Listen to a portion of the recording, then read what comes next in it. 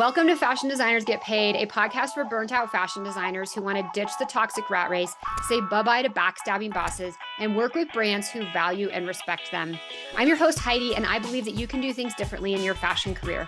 Because the truth is, most industry jobs will underpay and overwork you, and having your own brand is far from profitable. Let's also be honest, most of them fail.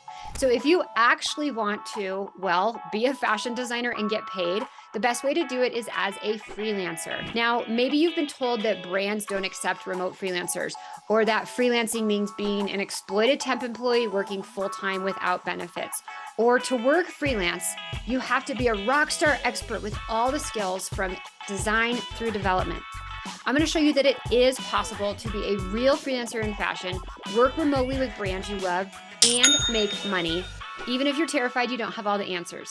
You got this, and I'm here to help you do it. In this episode, I'm chatting with Kristen Anderson, a freelance fashion designer specializing in lingerie and swim for startup brands. Over the last 3 years, Kristen's freelance career has grown so much, it's transitioned in a big way. She actually wound up turning her freelance career into a full-fledged fashion design agency. Our conversation took many interesting turns, but some of the key things we talked about include how she built out her agency and started hiring other freelancers to work for her, how she's optimized her LinkedIn profile and website so clients can find her easily, how she switched to a retainer-only pricing model after hourly and project-based pricing were not working for her. And last, how she's building her own intimates brand on the side, which includes spending 5 weeks in Sri Lanka earlier this year. It is a super fun and inspiring conversation. You're going to love it. Let's get to it. Kristen, welcome to the podcast again. You and I were just chatting before I hit record. It's been about 3 years since you were on the show, and there are a lot of exciting updates that I cannot wait to hear with you and your freelance career, your freelance business. Let us know first. We'll point everybody back to the original episode where you came on so people can get the full backstory. But first, please introduce yourself in a few sentences and let us know who you are and what you do in the fashion industry. Sure. My name is Kristen Anderson, and I've been in the industry for about 14 years now. I work with emerging and startup brands to help them build and develop their collections from beginning concept through production. And that's a little bit about me. Yeah. And you're pretty niche because before as soon as we got on the call, I was nerding out on your Zoom handle, literally says lingerie and swim expert. So you specialize in that space. Yes, absolutely. I have been pretty much dedicated to the swim and intimate space for my entire career. So I've decided to cancel any other projects in ready to wear and or, baby, kids, anything like that. Cause, it doesn't light me up and I am not very experienced in those realms. So anytime I feel like I have that kind of job come up, it gives me a lot of stress. And also it's not my zone of genius. So I feel like, why would I want to spend my time doing the things that are really challenging and don't light me up versus the things that I know I'm really talented at and what I love doing, Yeah, totally.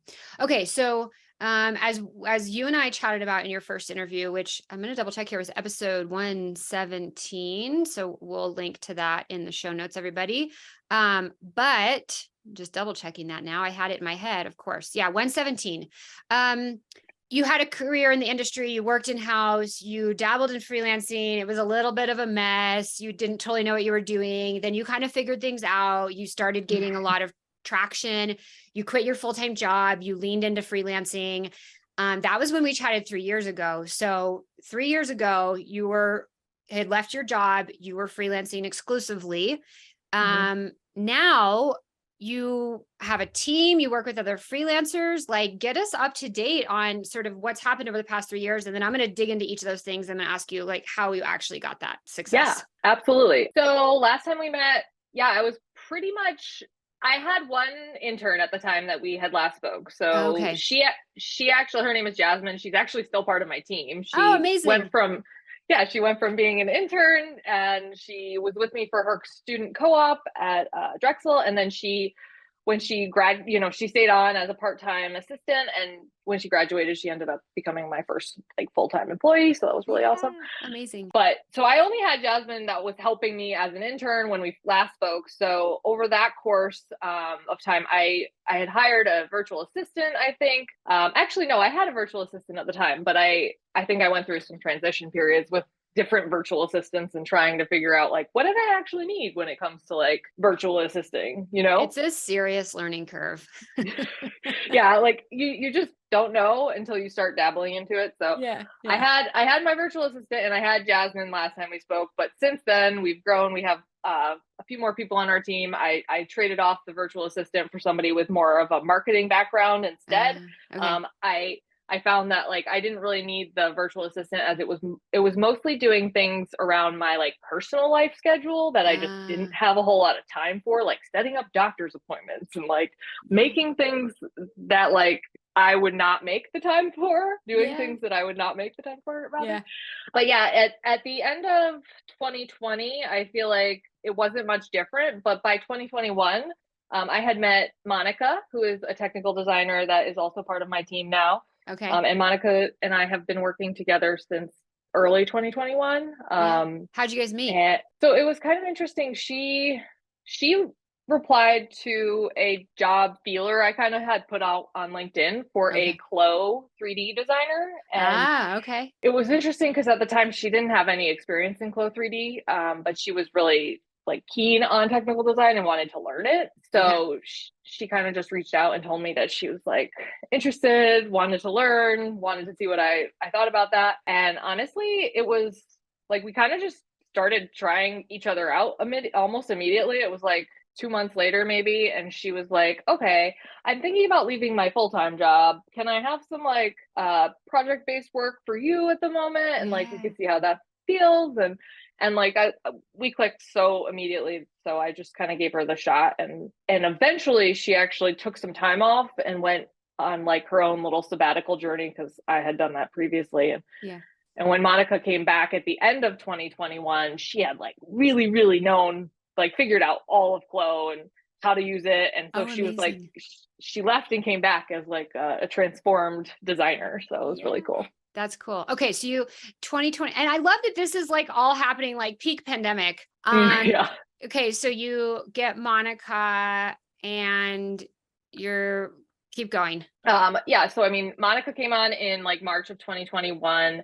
I had also been working with Riley, who is now the marketing side of my business.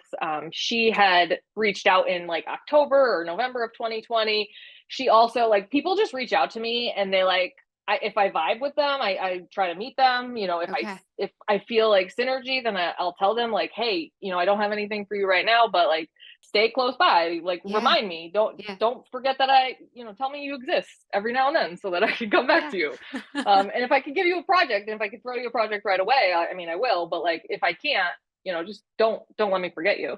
So Riley had reached out in 2020, and then she lost her job at some point through the pandemic. There was like another period, and then it came back. And so Riley was trying to figure out what she was going to do. She actually had taken one of your courses, I believe, which had made her reach out to me, it's kind of like a funny full story. Is she in FAST, my freelance program? I think it was FAST that she was in. Because that's the only program we have that would actually like initiate someone to reach out. Yeah. Otherwise, the programs are more technical, like Illustrator and like Tech Packs and stuff. So I'm pretty sure that is what she. Did you launch that in the pandemic, like during like at the beginning of it, kind of? I mean, it existed before the pandemic. So it would have been, like it would have been ongoing then. It would have been available then. Yeah, she could have been in it. Okay, yeah, then definitely that was the one she had, because she told me about you and how she had, heard about reaching out to people and all of your thoughts on like just try, like just put something out there and see what they say. And so she did that. And then her full-time gig was not lighting her up, so she was working a full-time job and side hustling with me as much as she could. And she was working at a uniform company, and she's a designer, and she lived in Ohio, so there wasn't a whole lot of like opportunities for Riley to like go out and like find new fashion jobs. So once we started working together for a little while, a new opportunity kind of arose where my virtual assistant at the time was leaving, and I was like, I don't know if I actually need another virtual assistant or if I need somebody else that actually like knows more about fashion and knows like how to talk the lingo and speak about it on social media, because that was kind of what I was struggling with at the time, and like social media was really important for for the business, it seemed anyways. Yeah. Lots of different tangents there, but okay. Yeah. I want to talk about that. Let's just pause and talk about that. Yeah. Social media was really important for the business. I mean, it seemed. Yeah. I mean, Tell me. I mean, honestly, I think social media is already like going through this really weird renaissance of things. Yeah, I It's know. like, I don't know what to do with it. Like, I feel like we put time and energy into it and it kind of goes into the void. And I also recognize that like you have to have a presence, because there's like this thought of like, if I can't find you on social media, you're not real, right? Like, Yeah. so you have to put yourself out there. You have to be a content creator. If you have a business in this kind of space, I feel it, and it still feels very much like you have to do these things, even if they are sort of devoid of payoff Like, even if you're necessarily. directly not getting the clients through that, Yeah, it's like you feel this higher level like obligation to just keep doing it. absolutely. Because like, what if Yeah. you die on social media? Like, are you dead in real Do you life for die in some real life? reason? That's literally what I was thinking. Yeah. So Like, are you I specifically actually talking Instagram? I am semi specifically talking Instagram, because I think Instagram is like the hits right now for sure. Yeah. I mean, Yeah. I was looking at yours right before this call and I noticed you took some kind of breaks off of it too, it seems like. Like 6 months has been the best decision of my life. And guess Yeah. what? It's not me posting on there now. Yeah. I That's have what, someone on my see, team doing it. It's a very toxic place for me. I do not want to be there. It's not healthy. yeah, I totally agree. And if it was up to me, like I would destroy social media with like a sledgehammer. Like, Yeah. I don't think it's doing benefits for us at this point in a lot of ways. And I think it's also not like beneficial to brands at the moment that much either. Like, Yeah. I don't feel like they're flourishing because of social media. So are you guys still kind of trying to actively regularly post? Yeah, I mean, we have like a presence, and I think, we post like it's our portfolio, and like we show Yeah. off our clients, and we talk about like the things we're working on, and relevant like blog posts we have. But like, Yeah. we're not necessarily like, there was a point in time where I was making a whole bunch of reels It's and a it lot was of work. exhausting. Yeah, it And is. I'm just like, I don't think I Mm. ever once got business from one of my like Instagram reels either. Like, I think Yeah. almost So always I've nothing came back from it. Yeah. not in a real, like, fully tangible, yes, that came from Instagram. Yes, that was Okay. 100% from there. Like, Yeah. it's Yeah. always hard to tell where, but most of my inquiries and most people find me on either LinkedIn or Google. So Okay. I So don't yeah, know. let's talk about that, because I think it's easy to get sucked down this like, oh, I have to have this Instagram presence. And I teach that you don't. I Mhm. very adamantly say, I'm Yeah. like, forget it. Mhm. If you really want to be on there because you like are going to be reaching out to brands there or something, like set up a 9x9 grid, like, or 3x3 9 square grid that just feels like a portfolio. Like, you don't need to be posting regularly. Like, just get that presence up there that feels Yeah. really cohesive and niche, and then be done. So let's talk about clients then. So clients are finding you on LinkedIn and Google. What? Talk about this, because I hear the LinkedIn thing sometimes. I don't hear a lot of people on Google unless they're super niche, which you are. So Yeah.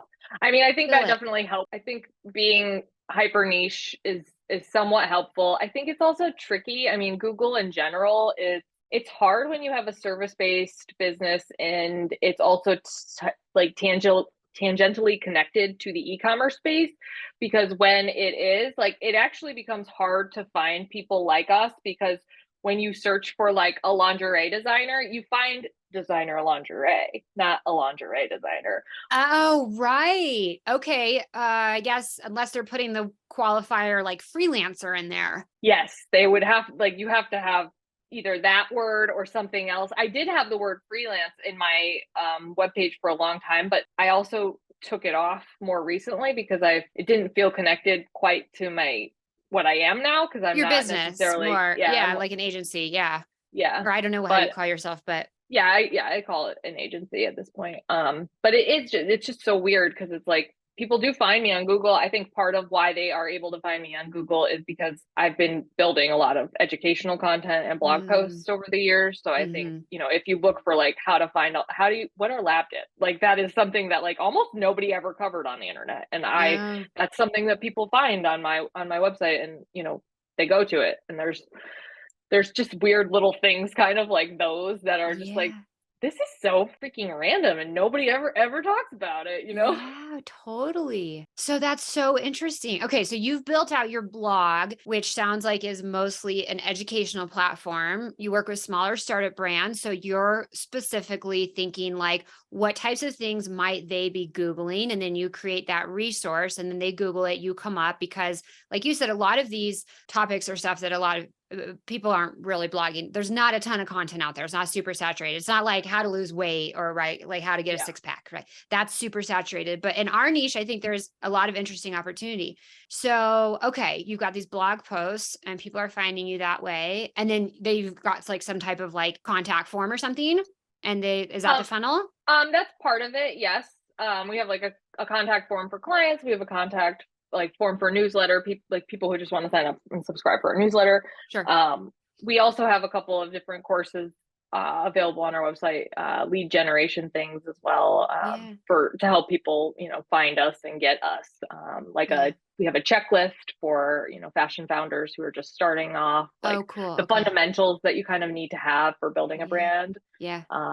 Another one we have is like an entrepreneur quiz to tell you like what kind of fashion entrepreneur you are, and it gives you Yeah. like guidelines for like, if this is you, then you might struggle here, and if you're struggling here, then get help with somebody that has this experience, or like if Yeah. X, Okay. then Z. Okay. Yeah. Okay. I have to throw out a disclaimer to everyone listening because I know it could turn into very like shiny object Mm, syndrome or overwhelm of like, oh, well, then I need to start doing all this blogging and I need to start like, I need a lead magnet and a quit. Like it can get really overwhelming really quickly. So I want to for be sure. mindful that like, this is not how you started your No. freelance career. This is how you've now strategically built it out once you were established. Now you have a team, you have Lots of help. Like help. it takes time to build out this type of a presence and platform. Absolutely. This is not an overnight thing. Like I was literally just on a call with my team earlier, and we're building SOPs for our whole business basically, and just trying to Yeah. like streamline things. And I'm Yeah. telling them, I'm like, guys, this is not something that I expect you to finish in a day. It's going to be like a long process. And that's Yeah. what it is. Like creating content, creating anything. It's like a long time before you see Yeah. the churn of success that actually comes Totally. from it. And you do not need all of this to get started. No, Yeah. no, Like you never. got You, started, as we talked about, doing just basic outreach, like some, I think, cold, some through your network, but like you yep. didn't have this massive presence or anything. No, I did Yeah. not. Yeah. I like barely had a portfolio website like Yeah. when I started, barely. Yeah. And So you were able to like build up enough to like quit your job and like have this amazing base. yes. So, okay. So, all right. So you're getting people through Google and then you said LinkedIn too. Talk to me about Yeah. that. How's LinkedIn working for you? Well, I've realized recently that I've become kind of more influential on LinkedIn versus like Instagram, especially. Like Mm, I cap myself getting a lot more followers on LinkedIn versus Instagram. mm, yep. I'm more interested in the content on LinkedIn personally because it's like Hmm. business related, and I'm always like interested in new books and finding out what's going on in the industry and whatnot. So like I just find myself on there more. And Hmm. when you're on a platform and you like, I have a very filled out portfolio, like, or not portfolio, profile on LinkedIn. Like I tried to get like reviews and recommendations and as much as I could. I like tried to fill out the fullest profile on LinkedIn I could so that I can Mm, be found. And like I think at the end of the day, it's just posting content and like putting it out there and repeatedly asking people, like, do you need help? If you're looking for somebody, here's what our team does. And like, you just have to put yourself out there again and again. And I know it feels painful sometimes, but okay. What exactly does that look like though? Because you're like, okay, I am posting content regularly and then saying, hey, if you need help, like walk us through exactly that process. What are you posting? well, most often I would say we are posting like our blog posts that would be like educational content we Okay. share. But it Okay. also might be like, I read a news article and I thought it was interesting, and like I might not necessarily put a clear call to action, and it might just be like me commenting on it, but people Okay. still see like me commenting on like stuff about sustainable fashion and how Yeah. like, Shein is just disgusting and all of Yeah. the things, like, so I think that's part of it. But like another example is a few weeks ago, I did like it was a picture of my face, and it was just me like saying, hello, it's been a while since I put my face out here. I usually am like behind the scenes doing the stuff that you don't ever see. And, if you're interested in learning more, we have an opening in July or something. Like I put a little thing at the end of it saying like Okay. we have space available if you're interested. And I mean, it works sometimes, and sometimes it's like Sure. a flop on LinkedIn. Like, like your posts don't always magically take off, but Yeah. sometimes they're successful. And Yeah. usually I find that pictures of your face, people like seeing faces. So Yeah. like I would definitely suggest, if you're trying to get your face out there, trying to network, put your face out there and say who you Yeah. are, and introduce yourself, and tell people what you like to work on and what you're good at, and Yeah. like sell yourself right there. Yeah. And you're doing this on your personal profile. This is not a business page. Yeah, I do it on my personal profile because that's who I have where I have the You have following. the And engagement. Yeah. I honestly don't think that a lot of people interact very much with business pages on LinkedIn either. So Yeah. like, I mean, they like them, and they'll like a post, but they don't like comment on things as often. And I Yeah. feel like those things end up in the dead zone. So Yeah. I would comment, like, do it as yourself. Try to like build connections, get your face out there. Yeah. It's really nice when you do it enough, because if you are in like a niche and you niche down enough, like people will actually start to know you and like They recognize do. you. Totally. And yeah, I think it's nice to think about like having a well-rounded type of presence there, right? Like you said, sometimes you're maybe commenting on an article, or maybe you're sharing it to begin with, and you're sharing some of your opinion, like an op-ed type of piece, Yeah, right? Um, and then sometimes you're sharing content of your own that you've created, which is like educational. And arguably you could do that without having created that whole blog post in the first place. So for for people that sure. like to not get overwhelmed with creating a whole blog, is like, hey, here's a tip on da da da da da da. Like, think about what is your ideal customer, where they're stuck, right? Or what's a question they ask a lot. And then just post that as like a little educational tip, right? Directly in LinkedIn. Yeah, absolutely. That's a great idea. I've also seen other people, and I just need to take up myself on this, but like little like image carousels or galleries of Mm-hmm. instructions and like tips and ideas that they made in Canva, stuff that's like Mm-hmm. simple, easy, like not super crazy, like wordy, just like Yeah. big step instructions, like Yeah. do this if you want Yeah. that. Totally. Totally. And then the third type is like being a little bit more personable, and then like sharing about who you are, what you do, with like some type of soft call to action. So it's a variety of all the different things. Are you active on there regularly? Like, are you posting or doing something like like every day? Um, I would say I don't always post things like on my own posts every day, but I would just generally say I'm poking around there just about every day, Okay. making comments. Okay. Not always like commenting though. Sometimes it's just liking things throughout the Yeah. day, and it Okay. just depends on my mood too, and how much time I have to do Yeah. that, because I tend to do it in the morning, and I also tend to just post in the morning in general on like LinkedIn, because I feel like that's when I actually think I learned something a long time ago, and it's like something about like CEOs are on LinkedIn early because that's when they wake up, and they're like, like there's like, and then the people who are like on LinkedIn at noon and lunchtime, and they're like the slackers who don't care Oh about your my post. gosh. I'm like, oh Oh, god, wow. Wow. I don't know. Okay. So you're that CEO It that's works up my there every morning. Well, I'm an early waker, and I Okay. just find that like I'm looking at it for news more than like fashion news and headlines in our space more than anything. But Yeah. I don't Okay. know. I think that commentary got warped in my brain at some point. Like, Totally.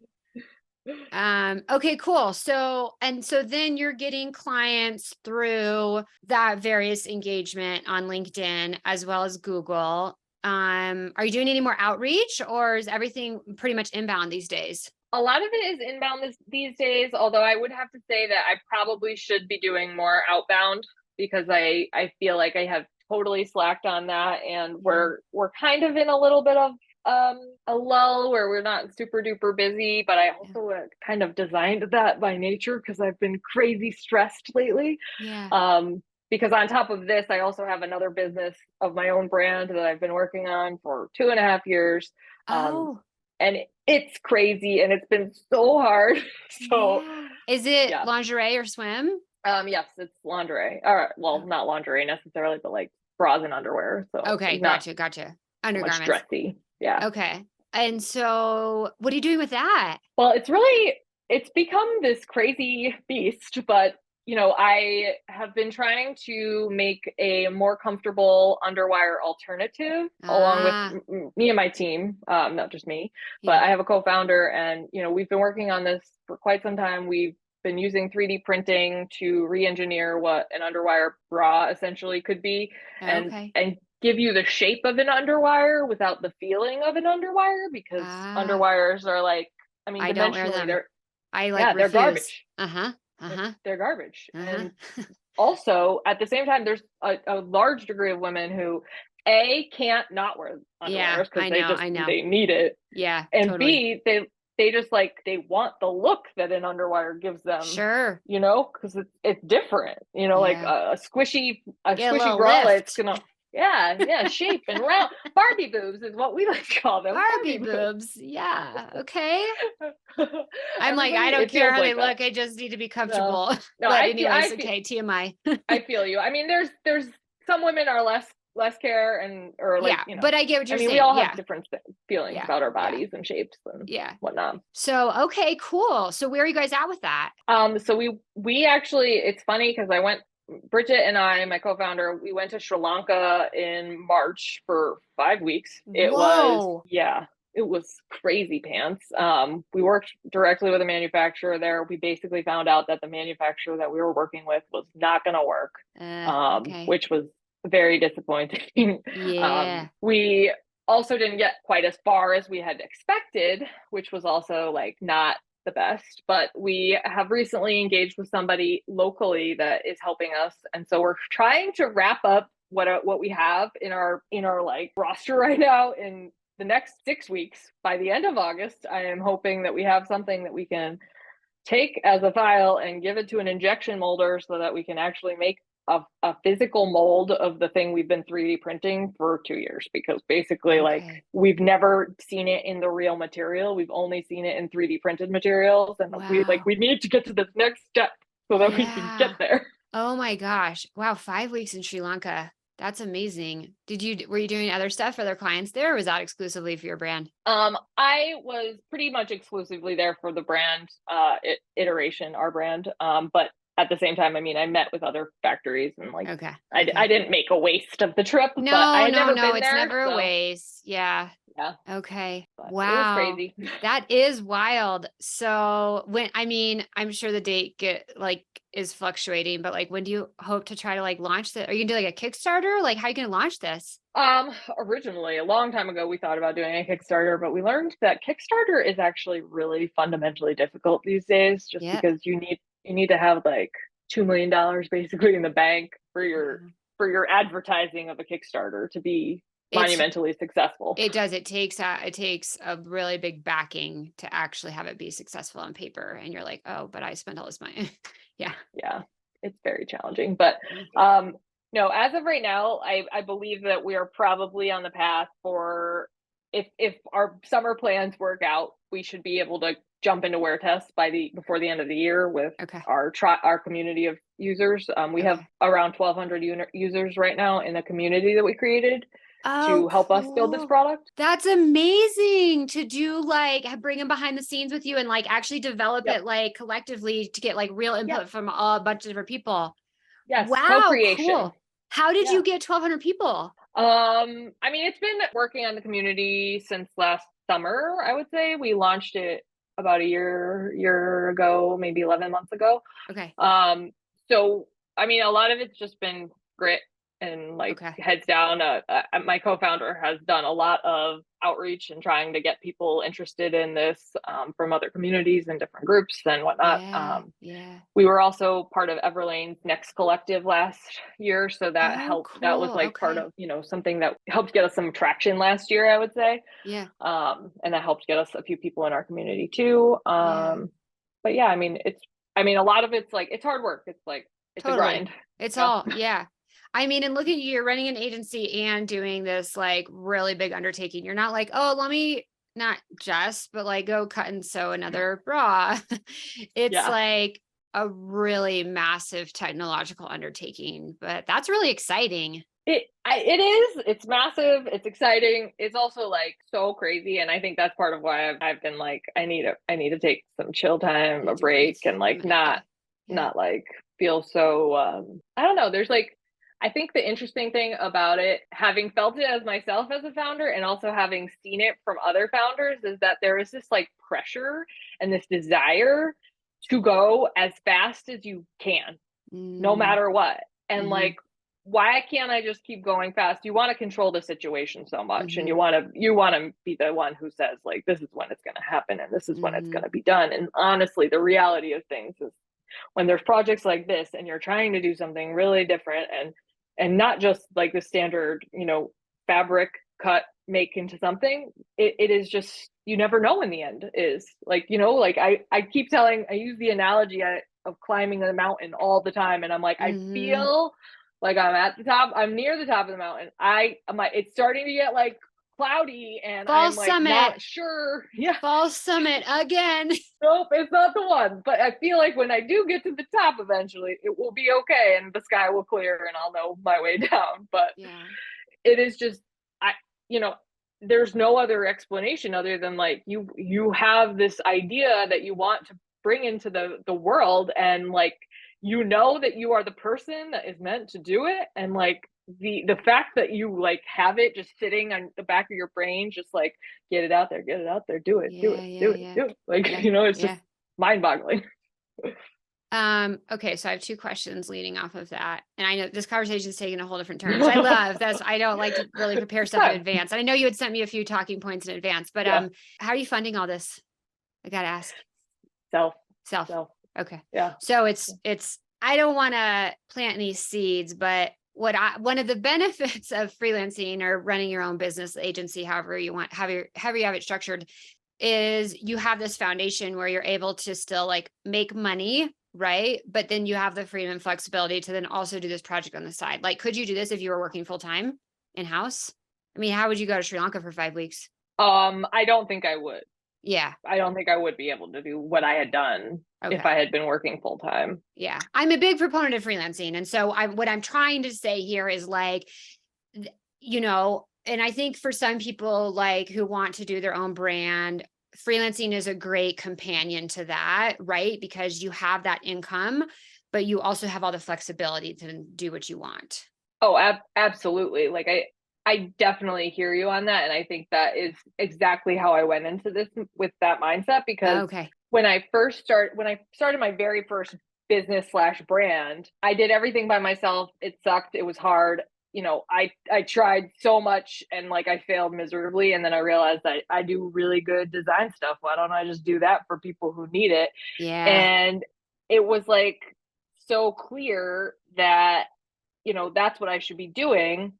But also, when I had the idea for iteration, when I decided I wanted to work on this company, and I was like, well, I had already tried my own brand at one point a few years back, and I was like, but I've now been doing this for other people. I have more confidence now because I've been doing it again for Mm, more people again. mm, And I'm like, I don't actually have to do it quickly. I could do it at the pace that it takes, and I could do it on the side, and I can go whatever time it takes, it just takes, and I don't really need to make it go fast.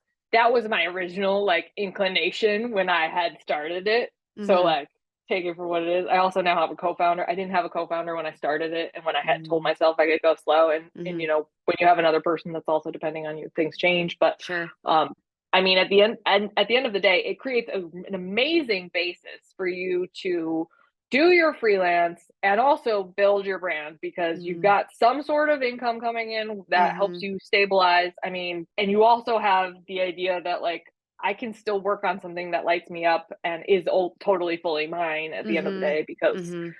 I think we all want to say like we all want ownership of something at the end of the day, because Sure. it's what it's how you become wealthy, and how you develop money, or like compensation for yourself is like Yeah. ownership. Yeah. Yeah. Everybody Yeah. knows that.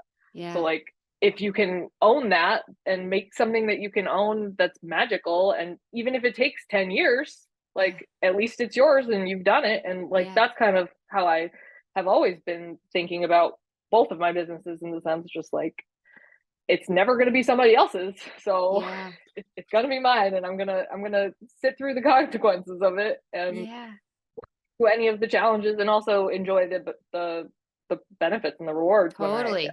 Totally. Okay. So that whole conversation kind of leads me to something else that you had brought up that you thought could be insightful for listeners, was like working with startup brands and people that are kind of new to the industry. Cause that's a lot of the brands that you work with. You said, interestingly enough, that, and this is something I talk about, is like, I don't want you to like mislead your clients in any way, but oftentimes working with a bunch of clients, you can use that as a learning curve to then do your own brand a little bit with a little bit more intelligence, right? You can kind of see the mistakes that they're making firsthand, and you can learn while getting paid. I mean, you can't go into it completely blind, right? Obviously, you have to have some skills and some knowledge and a base. And again, don't like mislead your clients about what you are capable of, but it's always going to be a learning opportunity. And so, like you said, you've worked with so many startups and small brands over the past few years that it's helped you in developing your own brand. So, can you talk a little bit about like some of the lessons that you've learned, and maybe even challenges too, of working with these, small brands that haven't launched yet, that maybe don't know much about the fashion industry? Like, what does that look like from a freelancer or like an agency perspective, like that whole process? um I mean, I think you have to realize that most people who are coming into it, at least for me, most people who are coming into it and are really interested in being successful as a brand owner, they're going to be somewhat curious about the whole process. Mm-hmm. And we have to honor that curiosity in some way and teach them about what they're doing, because I mean, I don't I don't want to help build the brand and put something into the universe and then at the end of the day still not have fully educated the person who's owning the brand on what they're selling at the end of the day. Like, I Mm-hmm. mean, I'm not expecting to like give her or him my full set of experience, because I can't do that in the time we work together. But the idea that we have to be, people who can help others to learn the lingo and to understand what they're doing, so that they don't look silly if they had an interview with a magazine or something, so that they Yeah. can talk right about it. Yeah. Like, you don't Yeah. want them to be like, I don't know, this, We just made this saying the wrong beautiful thing. bra. Yeah, like it could just be like so bad for them if they don't know what they're saying. And so like I think understanding that most of it comes from a curious place, and it should come from it. If you don't think it comes from a curious place, try to remember it comes from a curious place, because it's Yeah. like Okay. sometimes I think that clients will, like, I've done it so many times. I've done this so many times, and they'll be like, well, why are we doing this? And why are we doing that? And I'll be like, well, that's a good question. And I should absolutely be able to tell you why. But like, initially, like years ago, I would get sort of like frustrated by those. And I'm like, why am I getting Mm, frustrated? It's like things they don't know. Like, they yeah. can't learn from thin air. So part of it is like just letting people be educated, giving them the education when they need it, like being open and honest and transparent with your feedback, so that you're not like, if you're having issues with a client, or if like a brand is not clear on what you're doing and how you're helping them, like conversation. It's like talk to them, empathy, and like just looking at people and saying like, this is what I'm thinking you're meaning by this.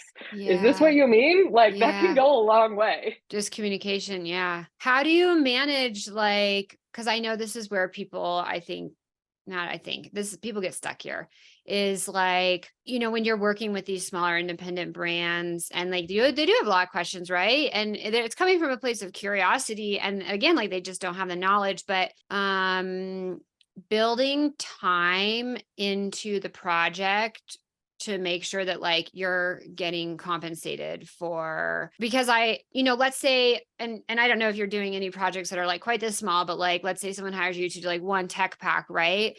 And so it's like hourly maybe, or like a set price, right? But then they have like 800 questions and they want to like spend an hour on the phone. Like, And that could arguably scale up with like a 12 tech pack project, or I don't know, whatever it might look like. Right. But like managing that balance between like, here's kind of what I had originally quoted, and then like scope creep, where like we are now getting sort of, I get that you're curious and stuff, but at the end of the day, it's taking like a lot of time. How do you manage all that? It's a good question. I don't know that it's ever been in so much excess that I felt like I couldn't answer the questions. I'm also like a super people pleaser. So like, I don't know if that's part of that too. I mean, I would say that, you know, as far as like requests go, I don't actually, so I mean, this will probably be a different tangent that we go down, but I don't do project-based pricing and I don't do hourly-based pricing anymore. Oh, what do you have, packages? I basically have a retainer-based pricing, and it's really based on the number of styles that you're developing and like how many you're doing at once. Like, are you working on different categories? Are you working on one category? Is it like one delivery? Is it three? Is, you know, like it just depends on like the client. But at the end of the day, scope creep is so hard. Pricing by project is hard. Pricing by hour is hard because it's the race to it's a race to the bottom for pricing by hour, because they want you to be as fast as you possibly can be. And you're like, I need to put time and energy and effort into this to make it good. Yeah. And project-based pricing, you're hoping that you can get it done in the completed amount of time so that you make a decent bottom line on it. But it's also just like a fairy wish right now. Like, it's like, I don't know how much it's like, and it always ends up being bigger than it is. So like for me, I found that retainer-based monthly project, you know, sort of or linked to projects is like the best way for us to limit that. And so we have like our smallest package. It still comes with like unlimited questions basically. And and that's never turned into a problem. It's never turned into a problem. And honestly, like I think part of it is just like how I manage my own systems is like, I like am very upfront with everybody when we start working together. We have rules of engagement. We explain that what our communication is like in our rules of engagement. And like, you know, you can expect a reply from me within 24 to 48 business hours if you send me an email, and I'm not going to race to send you a reply to your question. So that's part of it, you know, like I will get to it as soon as I can, but like that might not be my top priority. The other thing you're setting those expectations up front. Yes. Which is huge. And one of my last one for my rules of engagement is that I don't work with assholes. So if you are an asshole, I won't work with you. So like, honestly, I think it's fun. I think it's cheeky. I mean, totally. Honestly, people don't need to, I don't need to pretend like I'm somebody who's just going to be stomped around. Like, I'm not going to work with you if you're a jerk. So like, no jerks, please. So when, this is really interesting. When do you present the rules of engagement? It's as part of a contract. So once they want the contract and they're ready to sign, I send it along with like a schedule of here's what you can expect in month 1, month 2, month 3. If we're doing the development of something, it usually takes about a year. So we just kind of map out all the things. And I've never had somebody not sign it. Because they thought, you know, I'm an asshole and I shouldn't go. So like, well, I'm really curious about that. And I want to talk about the retainer model too, because I love retainer models, but they can be a little bit more advanced. I don't think it's great when you're first starting necessarily. There's a lot of nuances to it. Yeah, but for sure. The rules of engagement. So it's setting expectations for your response time. Yeah. Don't be an asshole. What else you got in there? I'm going to pull it up right now. Pull it up. Yeah. Like, I don't know what I have in there right now. This is so interesting to me. I've never heard this before. You're the first person. It's like one of my favorite things. Like I also shared it with my team because I was like, I want you guys to know what I request of our clients so that you know what the standards are expecting of you too. But I love it so much because like one of the things I talk a lot about is communication and setting expectations, because here's the thing. If you are that freelancer that replies in like 5 minutes to everything, and then the next week or the next month, you're really busy and you're not replying so quickly, your client, you've trained them to expect that you respond really quickly. And as soon as you don't, they're feeling like abandoned. Oh my gosh, she's letting the ball drop on the project, like she's not performing and stuff. So setting these expectations, and I hate to say this way, but you kind of are training people that like, this is how it works. Totally. So you say it much more nightly, rules of engagement, not like training, but okay. Did you get it pulled up? I want to hear. Yep. Yeah, I've got them. So number one is trust and mutual respect. Okay. Pretty straightforward there. Yep. I outline these a little detailed too. I'm not going to give you the Okay. whole thing, These are but just the headers. Okay. yeah, trust and mutual respect, shared values, timeliness, communication, forward thinking, and playing nice. Okay. I like this. I also like the timeliness one because it's not just about how quickly you respond, but we all know how annoying it is to like be nagging a client for the thing and you can't get the thing. Yeah, I think here I'll read you these two because I do Okay. think they're good. Okay. For timeliness, I wrote the design and development process are incredibly deadline driven. We commit to responding to questions and emails promptly within 24 to 48 business hours to continue moving things forward. That's basically them agreeing to it and us agreeing to We it. commit to. Yeah. I love how you totally position this as like a very team effort. Yeah. Okay. And then the the communication is communication. We believe in communicating well is essential. If something isn't working, let's talk. Having partnerships where we can speak our minds without worry is part of what makes us great at working together. We prefer using email whenever possible to allow for easy searchability. Okay. So okay. I don't want people to text me and stuff, and that's why I put that one. No. Yeah. Okay. Oh, this is beautiful. I love this. I'm really nerding out on this right here. Okay. So the rules of engagement set a really great tone and expectation for the project. So everybody's on the same page. That's fabulous. Talk to us a little bit more about the retainer because you said it's typically a year. So are you getting most brands to like sign on to working with you for a full year? I would say that no, it's not necessarily that they sign up for a full year. Okay. I think it's something right now where I think it's like a 3-month period of sign on for Okay, like but the that's still first great. window. Yeah. Yeah. Because we don't want to start a project and then stop or like keep that like press pause, press stop. Yeah. Generally speaking, I've never had somebody come on and sign off halfway through, so I've always retained a client through like when we start the process, unless I was the one to fire them. I've only done it once, but I did. But you did do it. Just once. Okay. You know who you are. So much. I hope you're not listening. Awkward. I'm just kidding. They probably have no idea. They probably have no idea. It was a project very, very early into it. So okay. They got no clue. But yeah. Okay. So, but 3 months, and like, how do you structure these packages? You said it's kind of based on like a number of styles or something. Yeah. So we have like our baby package is like a bootstrapping package, and it's just like 1 to 3 styles. So it's like if you're working on like a hero product, and like this is the thing you want, and that's it. But basically, we kind of have a baby package, and then we have like all the way up 4 package levels, all the way up to like enterprise, which is like if you're doing a lot of stuff and you know, making stuff. But basically we just kind of, you know, they're slightly different based on how roughly, I mean, I have a calculation of something like around $1,200 to $1,000 per style per month, basically, if I'm being fully transparent, which I clearly am. Okay. So roughly $1,000 per style per month to work with them. Roughly. Yeah. I mean, it changes based on how much volume you have. If you have more volume, it's more or less, more or less. But yeah. So then how do you like manage that like workload wise? Because arguably you could like, I mean, certain parts of the process go faster and then others like design and tech packs is like totally in your control and you can like perhaps bust those out pretty quickly.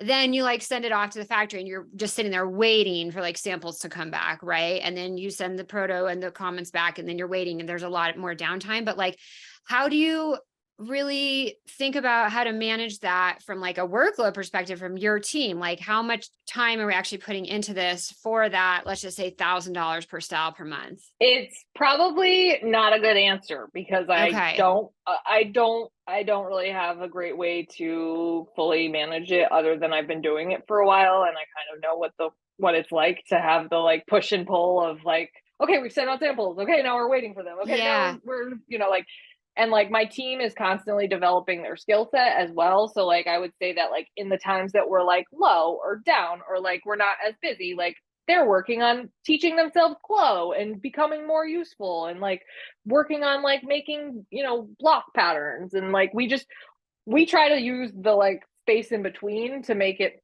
more helpful for the times that we're busy. So like even right now, like one of the things that we're sprinting on in the next month is that like we're mapping out all those SOPs. We're gonna like have a database of all the SOPs. We had somebody come on, a new designer came on in February of this year. Her name's Trudy Gardner, and she's a 3D designer. She's a fast Yes. student. Yeah. Oh my gosh. Wait, I think you put this in the email and I totally forgot. Yeah. Okay. Hold on. Shut the front door because I'm interviewing her on the podcast like tomorrow. Oh my God. Amazing. No, Thursday. Amazing. Yeah, Thursday. Oh my God. Wild. So someone told me you guys were working together. Either you told me or she told me, but she's one of my students. Yeah. Yeah, it was probably her that told you, because I mean, you and I haven't talked too much lately, and I thought maybe you put it in one of the emails or something, and I read maybe the email chain. Yeah. Anyways, that's fine. Okay. I don't know. Yeah, Trudy, how'd you guys connect? Same story as basically everyone else. Like Trudy somehow found me on the internet. Okay. She emailed me, and she basically she wanted to like understand. She emailed me like a year and a half to almost 2 years ago now, and she was just learning intimates design, and she was like, I know you're in the intimates world, and she wanted to know what she should work on, because she was like an air pilot, like an Air Force pilot or something. Like she comes from a whole different world. Yeah. Canadian Air Force. Crazy, I know. And then like got into fashion, like totally DIY. Yeah. Okay. And so she wanted to learn about intimates. Okay. Yeah. And so she reached out. We had like a Zoom call. She explained what she was, trying to do. And I'm pretty sure at the time I told her like, you should work on Clo if you're not working on it already. Cause I had already been working in Clo since like 2021. And so I was like, it's the thing, or no, 2020, I started working in it, not myself, but like having things done in Clo for me. And like, I'm just like, this is crazy. Yeah. You need to be working in it if you're not already. And she did end up she like got into Clo, like really, really into Clo after our conversation. She's been like basically Cloing up a storm. And she's also part of this the intimate apparel collective, and so she is like part of that, and I'm part of that as well. And so like I've been seeing her participating in that for like the past year and a half. Okay. And then recently at the beginning of this year, I was like, one of my clients was like expanding their size range, and we were kind of going deeper into grading and stuff. And I was like, Trudy might be somebody I should think about having come on and see if she could help us with this. Okay. And so she joined in February of this year, right before I went to Sri Lanka for 5 weeks. And so it was a hot mess express, and that's part of why we're making the SOPs now, because when she got to come full circle. Yes. Okay. Yeah. Okay. It was a hot mess. This conversation makes me so happy. I love hearing too, like the whole story and evolution of like, she reached out, you told her Clo, then you saw her active. What is this intimate collective? It's like a Slack channel and like community that meets via like Zoom calls like once a month. It's run by Nicola. Now I'm like blanking on her last name. And I don't know where her name is on my thing, but it's okay. I'm gonna find out about this from you. I'll email you to follow up. Okay. So it's a Slack community. Wow, that's the first time I've ever heard someone say Slack in the fashion industry. I love Slack, but I love Slack too. I love too. Yeah. Okay. So okay, cool. So then you kind of saw her in there being engaged. You're like, oh, look, she took this seriously. She's actually doing it. She's building her skills out. And now she's working with you guys. Yeah. How cool. I mean, honestly, I really do like I love people who are motivated and want to like really want something. Like, I love that. That is so inspiring to me. And it's as somebody who has done that in my life, like when I see people who just go for what they want, I'm going to try and help them get it, because I like, if you're in my, like, if we're vibing and I can help you and I can get you to the next level, I want to do that. So like, I love that. If you are curious about anything in the industry, I'm a good person to connect with, because I'm very friendly and I'm very like happy to mentor and teach younger designers. And it's not ever like a guarantee or anything, but like things lead from one thing to another. They do. It's basically everyone was hired the same way. So like, if you need something, if you want to learn about it, let's talk and we can figure it out. Fabulous. I was just thinking, another one of my students, Ashika, she does custom lace design for lingerie. Is her last name Chakrabarti? Yeah. She's in this community. Actually, I see her in it right now. Yeah. She's amazing. She's like super niche. She lives in India, but she travels to the States periodically. I don't know the exact logistics, but and she has designed custom lace for lingerie for a really long time. And so I just thought of her because I was like, if any of your clients ever, like, if you have any like high-end clients that like want to do something really special, that's her specialty. That's pretty cool. Yeah. I love that. Oh, what a small world she's in there. Of course she is. That's amazing. Yeah. It's called the Intimate Apparel Technical Collective as the full name. I kind of janked that up earlier. Just Intimate Apparel Technical Collective. Okay, I'm gonna figure this out. I love that. Amazing. Kristen, it's been so fun catching up with you and hearing all the things. So much going on. It's really exciting. What's the name of your brand? I want to follow that. It's called Iteration. Our domain is iterationera.com. Iterationera.com. Okay. Building a new era of intimate. Yeah. Amazing. Okay. We'll link to all this in the show notes. Where can people find you and your design services? At my website, kndrsn.com. Okay. That's the best way because social media is it is the pits. And don't text her, guys. Don't text her. We're not giving out your phone number, but don't text her. This has been so wonderful. Thank you so much. I have one final question. The question I always ask at the end. What is one thing people never ask you about freelancing and fashion that you wish they would? Or, running an agency? When do you sleep? Yeah. Okay. You're also like launching this whole brand, but okay. No.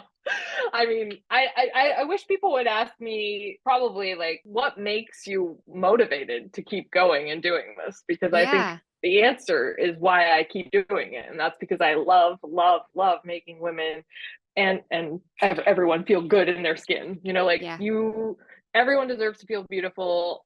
For so long of my life, I struggled with feeling good in my own body, and I don't think people deserve that. So if I can influence people and make a positive impact on how they feel about themselves, then I'm doing my job, and that motivates me. So that's amazing. I would like people to know what motivates us actually to make beautiful clothes. Yeah, I love that. That's a fabulous answer. Thank you so much, Kristen, for sharing and coming on the show again. Thank you so much. It was so wonderful, Heidi. Have a great one. If you liked this video, you're going to love this one. Hit play now, and thanks for watching.